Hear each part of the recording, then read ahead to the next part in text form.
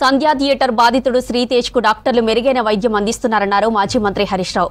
శ్రీతేజ్ త్వరగా కోలుకోవాలని దేవుడిని ప్రార్థిస్తున్నామన్నారు. ఈ ఘటనలో చనిపోయిన రేవతి ఆత్మకు శాంతి చేకూరాలన్నారు. శ్రీతేజ్ తండ్రి భాస్కర్ కు మనోధైర్యం ఇవ్వాలని కేసీఆర్ తనకు చెప్పారన్నారు. ఈ ఘటనను ప్రభుత్వం కావాలనే రాజకీయం చేస్తోందన్నారు హరీష్ రావు.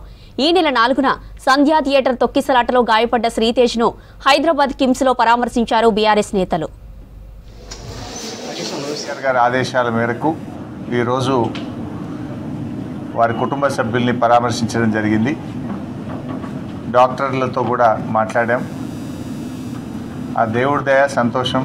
అబ్బాయి ఇప్పుడిప్పుడు కొంత కళ్ళు తెరుస్తూ ఉన్నాడు, కొంత కాళ్ళు చేతులు కూడా ఆడిస్తూ ఉన్నాడు. తన నొప్పిని కూడా ఏడ్పు రూపంలో తన నొప్పిని కూడా కొంత చెప్పగలుగుతున్నాడంటే it is a good symptom. Recovery అవుతున్నాడని అనిపిస్తూ ఉంది. డాక్టర్లు అయితే కాన్ఫిడెంట్గా ఉన్నారు. తప్పకుండా వారికి మంచి వైద్యం అంటే అన్ని రకాలుగా ప్రత్యేకమైన శ్రద్ధ చూపించి వారికి అత్యుత్తమమైనటువంటి వైద్యాన్ని అందిస్తున్నామని డాక్టర్లందరూ కూడా చెప్పడం జరిగింది.